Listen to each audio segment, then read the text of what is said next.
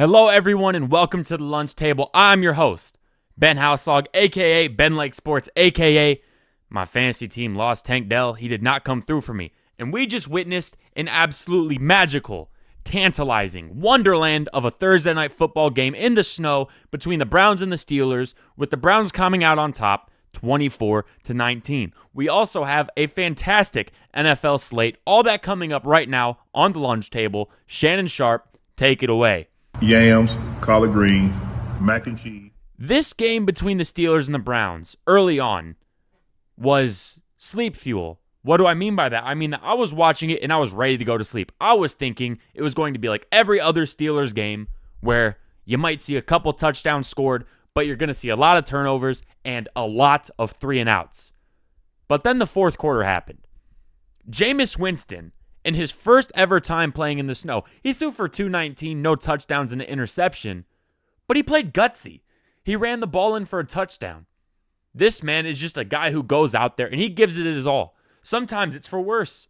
He'll throw a lot of picks. Sometimes it's for better. He'll throw a lot of touchdowns. And sometimes it's just fun to watch TV.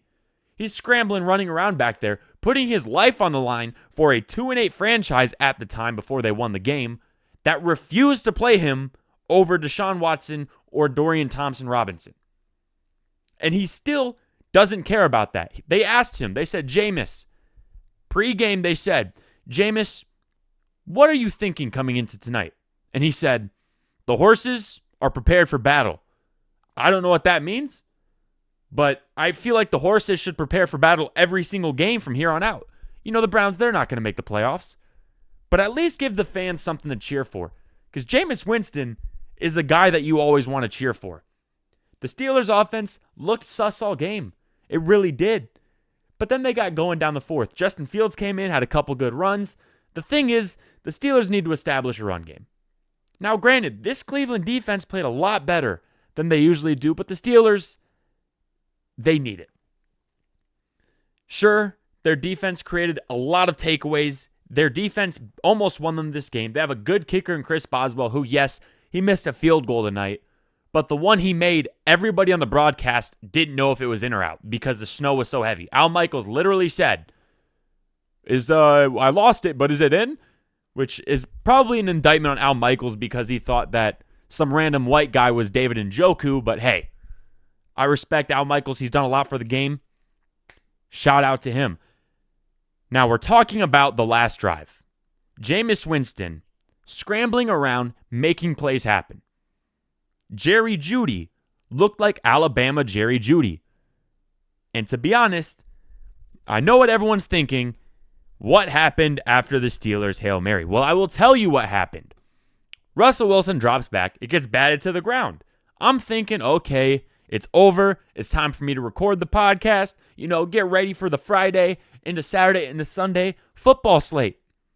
And then I saw George Pickens and Greg Newsome throwing hands out the back of the end zone by all the fans. Everyone was kind of on the broadcast like, whoa, this is kind of a disgrace. Disgrace? This is football, man. This is lit. This is lit. You know what I think they should do with George Pickens? Because he seems to do it almost every single time. Every single game, George Pickens beats the crap out of somebody on the other team.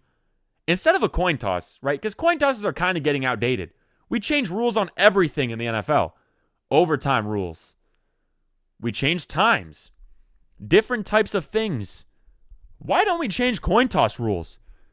George Pickens and whoever you want on your team, slapbox for 30 minutes. 30 seconds, not 30 minutes, excuse me. Whoever the refs think wins the slapbox, that team gets to choose if they want the ball or not. Number one, I guarantee ratings would go up. Do you see how many people watch the UFC? Just incorporate a little bit of that. People say that football's getting soft. A pregame slapbox, one, kind of gets out of George Pickens' system so he doesn't pick up a 15-yarder. And two, ratings go through the roof. Everyone calls football soft. There's too many roughing the passers. Okay, speaking of roughing the passer, how about we get Jaden Daniels and Tommy DeVito slapboxing before the game? I know it wouldn't happen this year because the Giants and the Commanders have played, but come on. Think about all of the marketing opportunities that you can do. Food's so good, it makes you want to slap your grandma. Just put George Pickens on there because he's the undefeated NFL slapbox champion. It could be in the Pro Bowl games. Pro Bowl slapbox competition? I'd watch it. I don't know a lot of people who watch the Pro Bowl skills competition. Oh my gosh, they're playing dodgeball. How about Myles Garrett and TJ Watt do a 30-minute slapbox? I keep saying minute, I mean second. That would be a very long slapbox. I want to see it, man. We are a football show, though, and basketball, but we're mainly football right now. With that being said, the Browns get the win. The Steelers, you had a lead. You could afford to lose. I still think the Ravens are the best team in the AFC North, but hey, shout out to the Browns. Shout out Jameis Winston. Shout out to the horses who are preparing for battle. And shout out George Pickens and slapboxing. Now, you know what time it is. Let's get into the Sunday slate. I'm going to take a sip of my water. Why am I not drinking Propel tonight, you might ask? It's getting towards the end of the month. The budget's kind of dried up for Propel. We don't really have Propel money around here. Maybe someday. But moving on, we have the Tennessee Titans going into Houston to play the Houston Texans. And a lot of people are probably thinking, oh my gosh, Texans back home. Nico Collins, Tank Dell, even though he sold my fantasy team. Joe Mixon. Titans are trash. But the Titans aren't that bad. They're not a slouch of a team. They've lost a lot of one-score games. And the Texans, honestly, I took a sip of my water. They're kind of struggling in the passing game. Their offensive line is pretty bad. They had a 75-yard touchdown on Monday Night Football. Immediately, Laramie Tunsil was downfield. Must have had the gas mask on before the game. I had to say it. C.J. Stroud hasn't been C.J. Stroud of years past. Year past. Okay, you know, I'll include Ohio State. Who cares? This could be the game where he plays against a team that he should beat the crap out of and does it, and everyone kind of is like, okay, yeah, that's C.J. Stroud that we remember. Or the alarms start going off as in, oh my gosh, C.J. Stroud, is he regressing? I know that's a horrible, horrible, stupid thing to think about a second-year player. I don't think that, but the talk show hosts are going to think that. Now, you should never care about what a talk show host thinks, and don't clip that in case I get one in the future, because that would be very, very tough. But the Titans are no slouch of a football team. They can run the ball decent. They've been showing promise in the passing game, and their defensive line isn't that bad. But with that being said, I do think that C.J. Stroud, Nico Collins will kind of click back into what they had going early year before his hamstring injury. Give me the Texans in a bounce-back game out of C.J. Stroud for the first game of our Sunday slate.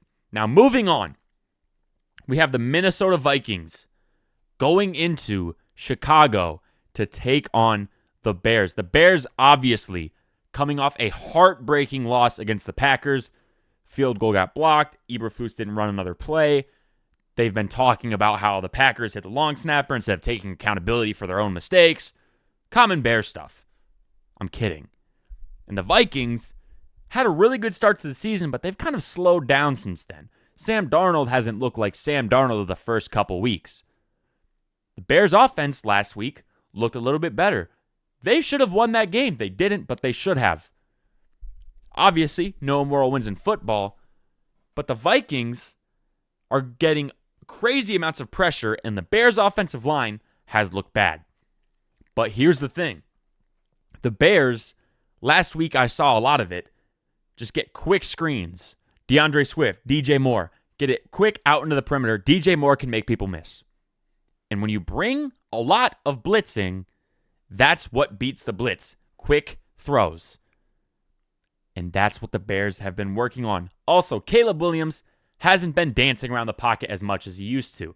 Now, it was only one game under the new OC, but when Shane Waldron was there, Caleb Williams would scramble to throw. He would scramble to extend the play and hopefully find someone down the field. Sometimes it would work, and sometimes he would get sacked, and sometimes he would throw a pick. But now Caleb Williams is just like, 1, 2, 3. Oh my gosh, they're breaking through the line. I'm gone. 10 yards. 6 yards, 7 yards. That adds up. And if he keeps doing that, that is another thing that you have to worry about because he did it all the time in college. Hadn't done it as much in the NFL, but now that he's starting to do so, you have to respect it. At least I hope that you respect it, because if you don't, he will tear you up with his legs like he tore up the Packers. Vikings get a lot of pressure.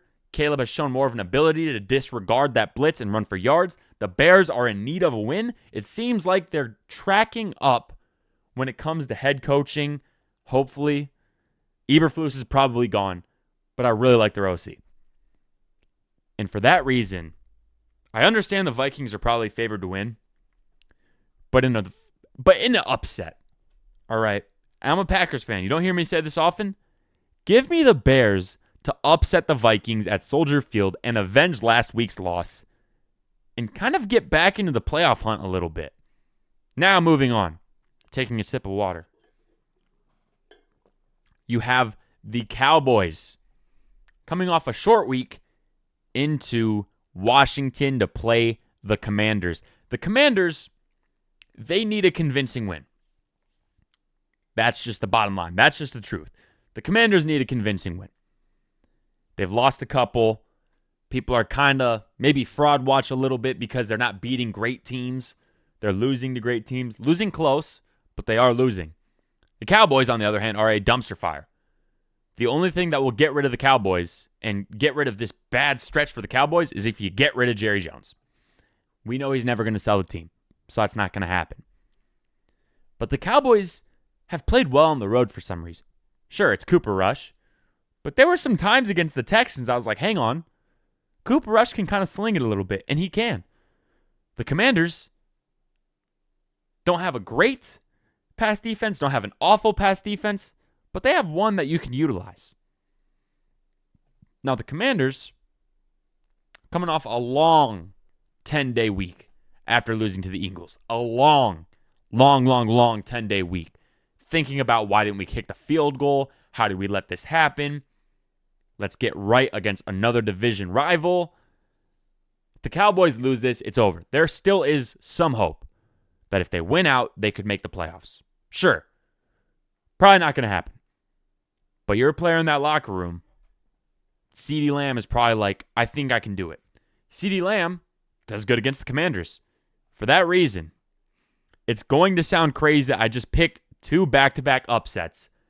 Give me the Cowboys somehow, some way, going into Washington, D.C., and upsetting the Washington Commanders on the road. Sounds crazy, I know. Sounds absolutely ridiculous. That's probably what all of you guys just did in your car or in your classroom if you're listening in the classroom. If you are, this is way more important than whatever lecture you're listening to, so I'm glad that you listened. That's what I think. And moving on, we once again have another divisional matchup in the AFC East between the New England Patriots and the Miami Dolphins. And this is a very, very important game for the Dolphins. Every single one will be from here on out. But the Patriots are not pushovers. Sure, their record's not great. Hooray. Their record's not great. You got me there.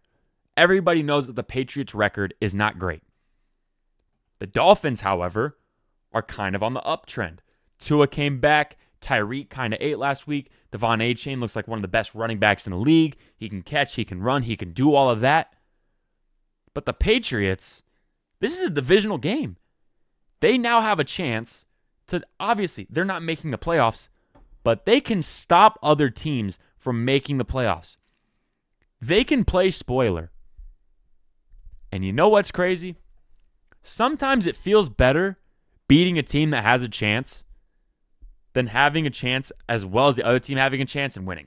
Sometimes it just feels good to be a negative Nancy and just stab another team's playoff hopes and rip away.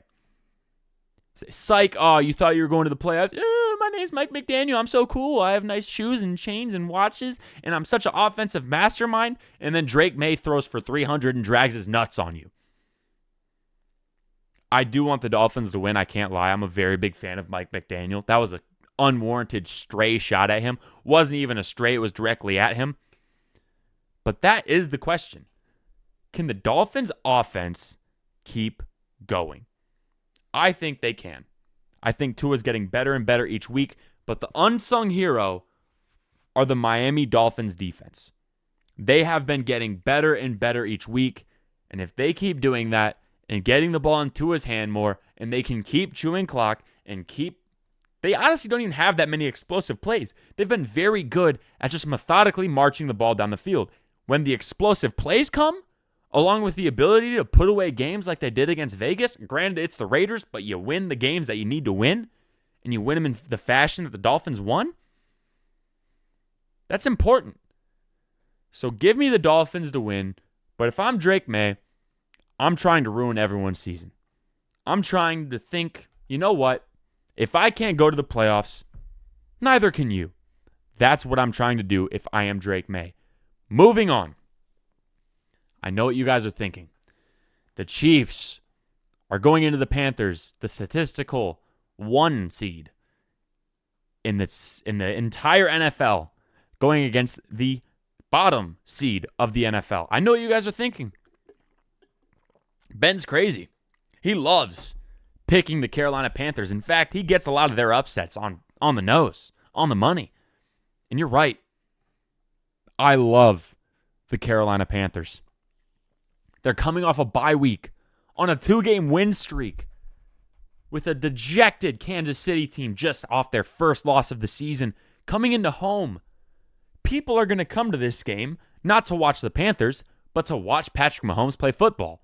It's probably going to be their most expensive game of the year.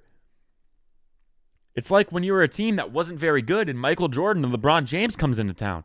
You still have a pretty packed house just to watch someone like that because it's a once-in-a-lifetime type player. But Bryce Young is under center for Carolina. And you guys know how much I love Bryce Young. He can do it all, man. He has 9 weeks of film on the Kansas City Chiefs. Kansas City Chiefs are on their backup kicker.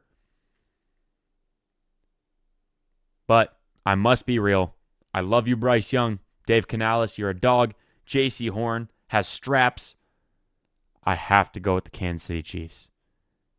And I do understand a lot of people think it'll be close. Gosh, I hope it is. I hope I am getting comments and tweets that I am the dumbest person alive for not picking the Panthers. I think the Chiefs blow them out. But please, please, Panthers win this game. It would be the funniest thing ever if the Panthers won this game. But moving on, you have the Tampa Bay Buccaneers with Mike Evans coming back, going into MetLife to play the New York Giants with Tommy DeVito now as a starter. First of all, I feel bad for Drew Lock.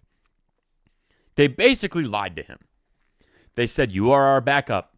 If anything happens to Daniel Jones, you will play. That is exactly why he signed in New York. And they passed him. They said, you know what? Tommy DeVito, go in. That's a tanking move. I have to respect it. The Giants are openly tanking. So what? They have tossed Daniel Jones to the curb, and they have him playing scout team safety. Which there was a lot of reports early in the day like, why are they doing that? This, that, and the other. Brother, that's what every single fourth-string scout team quarterback does. They go to play scout team safety because they understand defense. All he does is just stand there. Here's the look that we will get. Run it through half speed. Okay, there it is. But the Tampa Bay Buccaneers, the Falcons have dropped a couple, man. And you know what time it is? It's time for the playoff push. You have Baker Mayfield as your quarterback, a guy with a chip on his shoulder, a guy who really has nothing to lose. He has every single excuse if he doesn't make the playoffs. My top 2 receivers were hurt. I'm dealing with injuries. I didn't get the coin flip in overtime. He has every single excuse. But they are within reach. Now getting Mike Evans back? Bro. I understand. A lot of people are going to want the DeVito magic. Giants don't want to win this game. Giants fans don't want to win this game. And the Buccaneers have a pretty easy schedule from here on out compared to what they did play. And for that reason, give me the Buccaneers to go into MetLife Stadium and beat the New York Giants. Moving on, we have the Lions going to the Colts, and this could be another AFC South team sacrificed to Dan Campbell and Ben Johnson to get 50 points put on their head in an embarrassing manner. You have Anthony Richardson coming off a career game, but you have Anthony Richardson going against a secondary that creates turnovers. That could be a recipe for disaster. Kirby Joseph leads the league in interceptions. Also led the league last year in ACLs busted. He just leads the league in random stuff. I don't like him. He took out TJ Hawkinson's knee. I got to go with the Iowa guy. I don't like him. But you can't deny. Dude gets picks. The guy gets interceptions. What do you want me to say? I'm not going to lie to you guys. The dude gets interceptions. Anthony Richardson throws interceptions. But the thing is, it's very tough to pass rush Anthony Richardson. Because if he gets going and he gets out of there, he gets out of there. I understand the Lions, man. Going into Lucas Oil, Jared Goff in a dome, AFC South, they're looking to sweep them. They're looking to sweep the AFC South. They took care of the Jaguars. They took care of the Titans. They threw 5 picks against the Texans and still won the game. Madly impressive. They have probably the most red-hot kicker in the league in Bates. They have every single reason to go in to Lucas Oil and beat the Colts. The Colts are within reach. The Texans don't look like an unbeatable force. And the Colts, they have the ability to not just fight for the wild card, but fight for the division. They have a good run game. Their defense isn't the worst, but it's not the greatest, I'll be real. And everything says that the Lions are going to win this game. And I understand the analytics, the advanced analytics, and all the sports writers, talk show hosts think, yep, Lions got this one in the bag. It's another blowout. Another Jared Goff 50 bomb. But give me the Colts to upset the Lions. Give me the Colts to avenge all of their AFC South brethren and say, you know what? Enough is enough. Anthony Richardson is here. He gets a test. Went up against the Jets.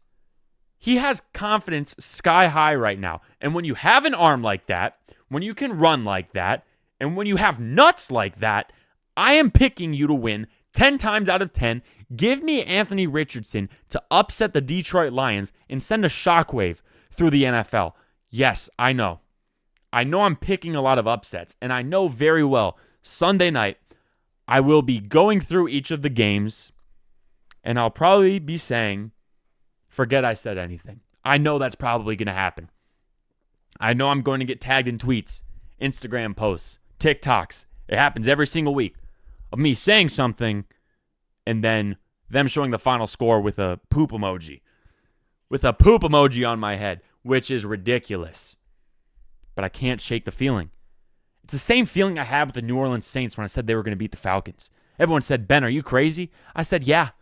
I got a little bit of CTE. There's a reason I have a helmet in the back of my room. Because sometimes you just need to put your helmet on and pop something. Really. Mailman wants to come up my stairs? Boom. Dog wants to bark? Boom. Not in a bad way. Let me just state that. But give me the Colts to upset the Lions. Moving on. You have Bo Nix and the Broncos. Bo Nix, after a career day, going into Vegas to play the Raiders. Garner Minshew versus Bo Nix. This might just be cinema. I won't be watching it, but it just might be. Can the Broncos keep it rolling? At the end of the day, this game all boils down to one thing. The Broncos need to win. Right? Pretty big chance that you're not going to win the division over the Chiefs. For both the Broncos and the Chargers. Also, pretty good chance you're going to get a wild card spot. It's pretty much you're fighting through from 5 through 7. Who knows which one you want? Honestly, It depends. You're probably not going to get 5 because I think it'll probably go to the Ravens. So you probably fight 6 and 7 Chargers, Broncos. You just need to win this game at the end of the day. You don't want to get into the gauntlet of your schedule or have a couple injuries and look back and be like, we didn't take Vegas seriously and we lost to the Raiders, and that is the reason why we are on the line with our playoff hopes. You just don't want to do it.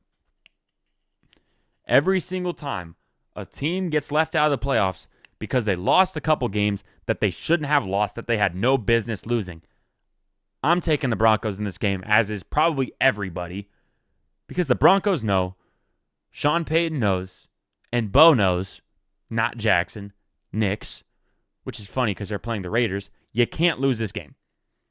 This is a layup. Obviously, it's the NFL. There's never any real layups. But give me the Broncos to beat the Raiders. And moving on, this must be the week of divisional matchups, because this one is scrumptious. You have the Cardinals going into Lumen Field to play the Seattle Seahawks. The Cardinals are leading the NFC West and coming off of a bye week. A lot of people are probably thinking, wow, the Cardinals get a bye week. They get to prepare for Seattle. That's an advantage. In my opinion, the Cardinals were red hot. Now you have to take a week off of being red hot. You don't have that same routine.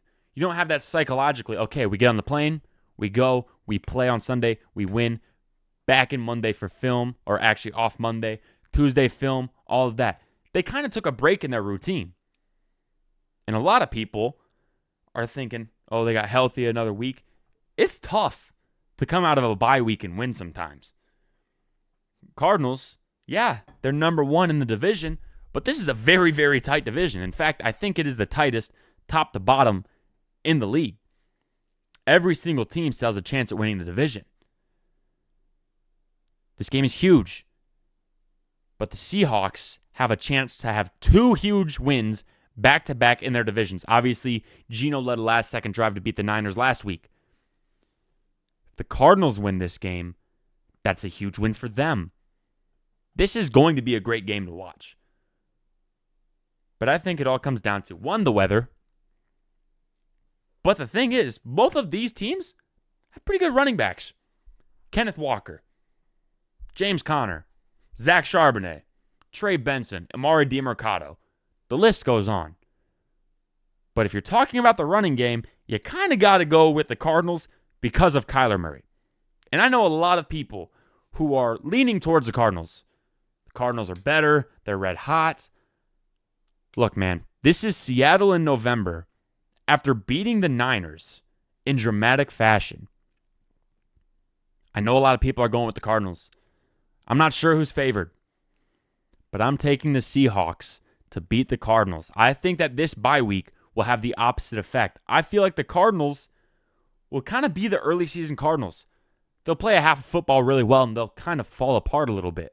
I feel like Mike McDonald has the Seattle Seahawks team rolling. Now, I know a couple weeks ago, maybe it was even a week ago, I said, the Seahawks can't put a couple good string of weeks together.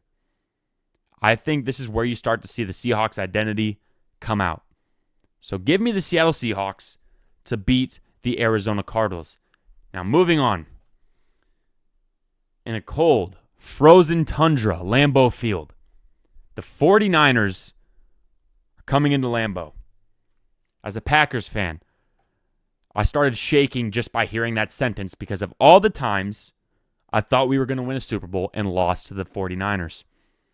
As a Packers fan, this is hate week. I don't care. Yeah, Bears, Lions, Vikings, no. I hate no team more than the San Francisco 49ers because of their fans. Every single offseason, I got to hear, we bounced you out of the playoffs. Well, I've seen my team win a ring in the flesh. Sure, I was young, but I was there. I actually have, right over here, an Aaron Rodgers Super Bowl MVP Funko Pop. Never opened. I got it from Hy-Vee. What y'all know about Hy-Vee? In the middle of Iowa, I saw it. This might be special edition. This could be worth $5 billion more, and I will never sell it. I love that thing. But with the 49ers, you have a lot of injuries, and right now, could have been troll account. I could have gotten trolled. I'll be real. Hand up, I could have just gotten trolled. They're saying that Purdy might be questionable. And if that happens, I believe Kyle Allen is their backup. And he's a capable backup. The Packers scare me greatly. A lot of people are sold on Jordan Love. I still am not. He still makes gut-wrenching mistakes at gut-wrenching times. The red zone interception against the Bears. I thought we had lost the game at that point. The pick six against the Lions. A lot of bad mistakes happen. But here's the thing. It is Toyotathon. Toyotathon Jordan Love is a mythical creature. That, yeah, he'll throw a bad pick. But this is a revenge game of revenge games. Everybody thought in the divisional last year, at one point, the Packers were up. It was looking like this game is over. The Packers are on an absolute heater to the Super Bowl. And they lost the game. Jordan Love threw a pick. That's it. The 49ers need this win. Their schedule does not get better here on out. Actually, it gets worse. They have a hard schedule for the rest of the year. But still, no bias involved. I genuinely don't know. Kittle's also questionable. Coming off an injury or questionable. Both are not great. Ayuk obviously is hurt. Give me the Packers to win this game. I will be watching probably through my fingers with gritted teeth because I hate watching the Packers and 49ers. But give me the Green Bay Packers to win this game. And now, Carrie Underwood taking us into Sunday Night Football. We have the Eagles at the Rams. And this could be a cinema game. This should be cinema. I've not been this excited for a Sunday Night Football game than last week for Sunday Night Football. That tells you something. It tells you that I watch entirely too much football, and this is probably why I do not have a girlfriend. But hey, different strokes for different folks. I had someone asking me in my TikTok comments, why don't you have a girlfriend? I'm like, have you seen my ball knowledge? Who has a girlfriend and has all this ball knowledge? I'm not willing to sacrifice it. I'm not. My wife better know about the Matt Flynn game in 2010 against the Detroit Lions where he threw for 400 yards. And if she doesn't, she's getting left at the altar because we have a mid-major college football game that I want to go watch instead. But the Eagles at Rams should be cinema. The Eagles haven't been throwing the ball super well, but Saquon Barkley makes it so you don't need to throw the ball super well. You give it to your demigod in the backfield, and he jumps over people backwards and breaks off multiple long touchdowns. Simple as that. The Rams, last week, finally had a game where Puka and Kupp played well together. That's huge. Rams, they could be hitting stride. Sure, the first game they came back, they lost to the Dolphins. By came back, I mean their offensive line got healthy. Second game, you beat the Patriots. Sure, not as pretty as you would like, but Stafford looked good. The Eagles have a decent secondary, but they have a lot of youth in that secondary. DeJean, Blankenship, Mitchell, they have a lot of youth. C.J. Gardner-Johnson always gives up one big play a game. I feel like C.J. Gardner-Johnson at one point in this game is going to give up like a 50-yard touchdown to Cooper Kupp, and it's just going to be plastered all over Twitter. I actually like him, though, so I would not actually like to see that. But the Rams could be hitting stride. It is home field. The Eagles on the road. Give me the Rams to beat the Eagles. And that will do it, folks. It is currently 11:30 p.m. in eastern Iowa. It is a brisk 36 degrees out. We actually had snow on the ground last night. Man, I love football. I am excited for these games. We do have Indiana and Ohio State. We do have that, but the college stuff, that will happen when we are a larger, more national show. I will be talking a lot more. I haven't had Wednesday episodes the past couple weeks because I've just been so dog tired after Tuesday, and I didn't want to just try to stretch it out to make time because that makes no sense. But I will start to look for more stuff to include so we can get back to that. Monday, Wednesday, Friday schedule that we all know and love. We have recently just passed 2,500 downloads. I got a cool coupon from the place where I launched my podcasts, and they said, congratulations. I said, thanks. Hey, Rome wasn't built in a day, fellas.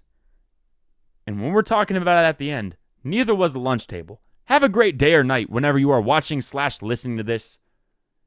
God bless, and Jesus loves you. Peace.